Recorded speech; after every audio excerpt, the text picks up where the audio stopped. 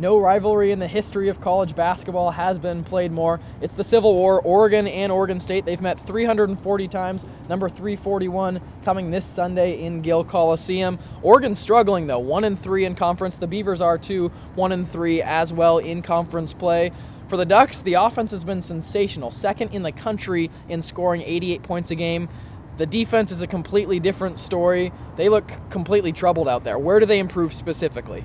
Preston, giving up almost 78 points per game, it all starts with the help side defense. It's just not there right now. They need to clean up the ball rotations. They need to force penetration to the baseline rather than the middle. And then when they kick the shooters, the other opposing teams that is, they need to close out. Bring the second guy over, the third guy over. The rotations have to be quicker, especially when you play with a smaller lineup and you're lacking size. Help side defense is the most important thing. Well, Oregon beat Utah in overtime in Salt Lake City to start conference play. They've dropped 3 straight since then, including those last 2 at home to the Bay Area schools, Cal and Stanford. The Cal game, honestly, wasn't even really that close. Where does Oregon stack up in the Pac-12 right now? Well, Preston, you could make the argument that the Pac-12 is the toughest conference in the nation. I think that if they clean up the defensive errors and continue the potent offense, they could probably squeeze into that 3-4 seed behind a number 1 ranked team, Arizona, and a very tough surging UCLA Bruin team. Let's circle back to that Oregon State matchup. One of the premier guards in all of college basketball, Roberto Nelson, he's a senior, averaging 21 points a game